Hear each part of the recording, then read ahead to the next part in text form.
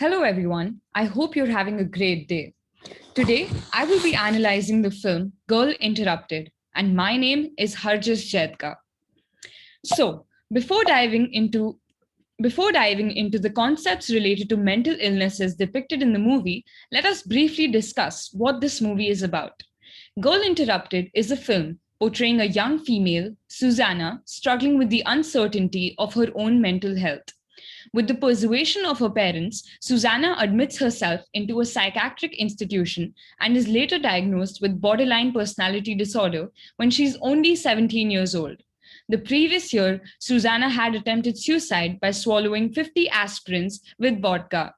Over the next 2 years, she confronts her illness, experiences profound unhappiness, as well as the treachery and kindness of peers and authority figures. The key concepts related to the mental illness depicted in the movie are, starting with Susanna, she had borderline personality disorder. Borderline personality disorder is a disorder that impacts the way you think and feel about yourself and others. It causes problems functioning in everyday life. It causes self image issues, difficulty managing emotions and behavior, and a pattern of severely unstable relationships. Often, patients of borderline personality disorder participate in potentially self damaging behaviors such as reckless driving, binge eating, substance abuse, or unsafe sex. In Girl Interrupted, examples of all of these are shown. If not in Susanna, then in another patient. If you have borderline personality disorder, you probably feel like you're on a roller coaster. And not just because of your unstable emotions or your relationships, but also the wavering sense of who you are. Your self image, goals, and even your likes and dislikes may change frequently in ways that feel confusing and very unclear. People with this disorder tend to be extremely sensitive. You can imagine it like having an exposed nerve ending. Small things can trigger intense reactions, and once upset, you have trouble calming down. This is what borderline personality disorder is. The symptoms of BPD are fear of abandonment, unstable relationships, unclear or shifting self image, impulse, self destructive behavior, self harm, extreme emotional swings, chronic feelings of emptiness, explosive anger, and feeling suspicious or out of touch with reality. Borderline personality is also rarely diagnosed on its own. Common co occurring disorders include depression or bipolar disorder, substance abuse, eating disorder, or anxiety disorders. One thing I noticed while watching this film was that I could almost hear Susanna scream out from her insides that she's feeling empty.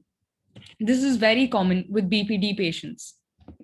Talking about Lisa, who was a sociopath, she was cold and insensitive, the leader of the wolf pack. Lisa was proud of her diagnosis as a sociopath. This is a personality driven by self interest. Lisa was wildly unpredictable. She would throw tantrums and plan escapes for other patients when she isn't making any escape plans for her own. Lisa's apparent confidence was something that Susanna was really in awe of. Lisa cared little for the consequences of her actions and was willfully cruel. She would ignore the rights and feelings of others. She would lie and manipulate others. She had a consistent lack of regard of right and wrong, and she would frequently break the rules. Cold and insensitive, Lisa would not care about the feelings of others at all. This is a very common symptom of sociopaths. Some discrepancies between what we learned in our textbook and what we saw in the movie was that from today's perspective, Susanna's illness may not have reached the severity requiring such a long-term admission into the institution. Mostly, it nowadays it could be handled and could be cured or treated by not being institutionalized for so long. However, this movie does provide a great picture of one's own battle with discovering the truth behind the protagonist's condition. Emotions experienced by the characters in the movie. Susanna feels empty, frustrated, curious, angry, and mostly unstable. Lisa was driven by self interest. She had no remorse. She was overconfident and had this superiority complex where she felt that she was better than everybody and could dominate others. She also stole money after Daisy had committed suicide. That showed how little she felt empathy for others. Stigma against mental health in the movie. With respect to Susanna's character, she suffers from BPD, but she is shown as human, which many films fail to do with people who suffer from mental illnesses. Her battle shows that those suffering from a psychiatric disorder may not always meet the stereotypical picture portrayed by the general public. This was specifically displayed when the taxi driver taking her to the institution commented, "Well, you don't look crazy." The other characters in this film also did an excellent portrayal of symptoms of illnesses such as OCD, a severe eating disorder, sociopathic tendencies, and much more.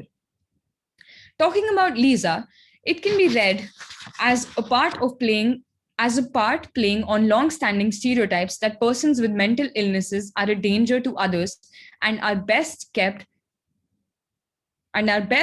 confined in institutions. But going back to Susanna, after one character becomes extremely upset after realizing she's disfigured, Susanna plays her music, as we can see in the picture on this slide, with another patient, Lisa, in an attempt to calm her and cheer her up. At the end of the film, Susanna is seen painting Lisa's nails while trying to give her confidence that she will be released from the hospital someday as well.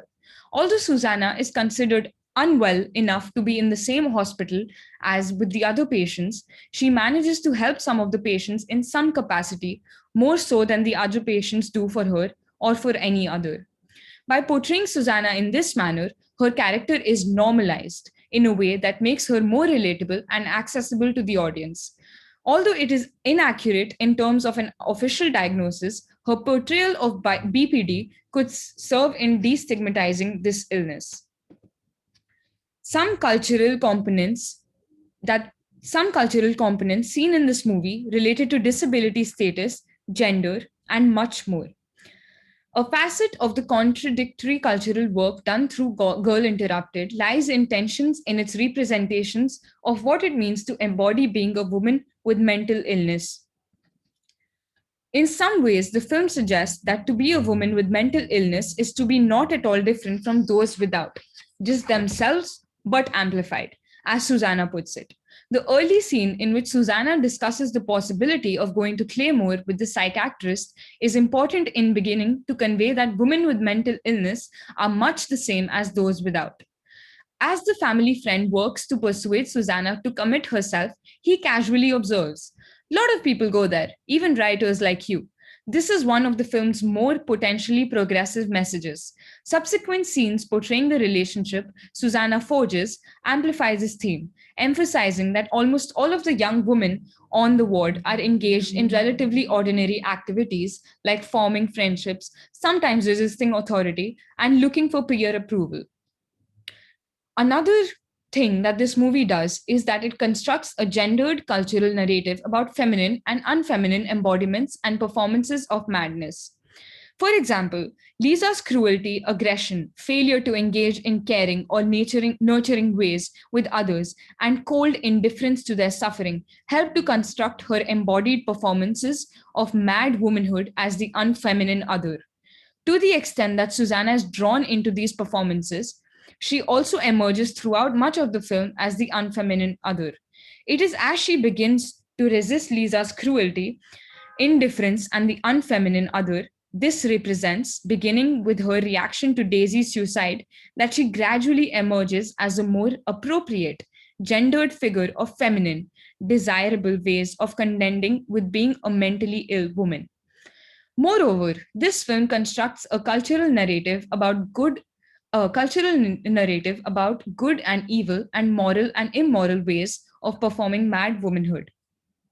Throughout, Susanna is portrayed as negotiating a series of moral dilemmas, from deciding whether or not to commit herself to Claymore because she's hurting those around her, to deciding whether or not to embrace her flaws and remain institutionalized or cooperate in medical therapy. A key flaw is being drawn into Lisa's influence, presenting Susanna with the dilemma of whether to embrace or resist the monstrous other. That is Lisa and herself. A turning point in Susanna's struggle with this dilemma is portrayed through her response to Lisa's torment of Daisy and the tragic death it helps to trigger. Her horror and remorse encourages her to distance herself from the destruction that Lisa represents.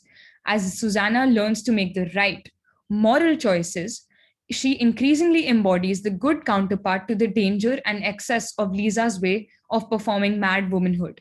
When she ultimately confronts Lisa in the climatic chase scene, her moral journey and self transformation draws to a close. Not surprisingly, then, the film ultimately places and Lisa in very different ways. Susanna is portrayed as a morally redeemed and cured, and hence entitled to leave Claymore person. In contrast, Lisa is disposed of being declared figuratively dead and forced to remain confined. The good, moral, and now compliant female patient is rewarded while the bad, immoral one is socially and spatially contained. This is what the film does. How have these cultural characteristics of the movie have affected the individual's psychological experiences? The movie was set in 1960s when racism was extremely prevalent. All of the patients were white females who could afford treatment and had the avenues open to them for getting better. Valerie was the only significant Black character in this film. She was the head nurse and had a strong aura and role to play. In one of the scenes, when Susanna is furious, she yells a racial slur at Valerie. This shows that Susanna's cultural background and her nurturance somehow permitted her in her psyche to use this slur. This was very wrong, obviously. However, that knowledge did not stop Susanna. The cinematic techniques you used to enhance the viewer's understanding of the illness are depicted in the film. Girl Interrupted's unique use of camera work in the first scene in the dark, which we later find out is one of the last scenes. The camera pans down on Susanna while she's comforting her sociopath friend, Lisa, as we can see in the picture on this slide on the left. It gives the audience a 360-degree view of the situation, really putting everything into perspective. One immediately wonders, why are these kids here? Who are they? What are their stories? The concept of putting us into a situation yet we still don't know anything about makes us really lean into this film. The face is a very personal part of the body. It can show fear, excitement, content, disappointment all at once. The camera is constantly zooming in on this part of the body in vulnerable situations, such as the first time Susanna was speaking to her therapist, Dr. Philip. In this scene, we see Susanna as a fragile and introverted person. She wasn't saying much to her therapist, mainly giving him one word answers. Her focus is always everywhere. Light and dark also go hand in hand in this film for effect. They contribute to the attitude or mood around a particular actress. Susan's characters wore dark colors such as black and brown, whereas Lisa's characters wore white or beige. Susanna keeps her problems within herself, and Lisa puts all of her problems out there. White is a shade that really stands out in the darkness, and Lisa is definitely that person. The lighting, similar to the clothing, allows the audience to form opinions towards a certain character. The underdog in a situation is normally seen to be in the dark. In the movie, Lisa is chasing Susanna in one of the ending scenes. The lighting, of course, still helps with the overall tone of the scene. Secrets, too, were another motive in the film. They were used to transition between dark and humor scenes in the movie.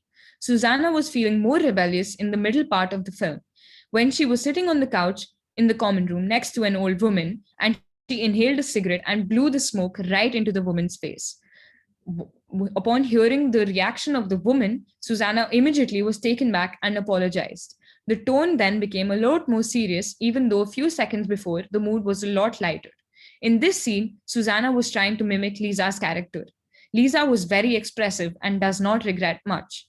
After Susanna tried to do that, she got nervous of the consequences and immediately took a step back to rethink of her actions. This is my bibliography, and I thank you for watching my video.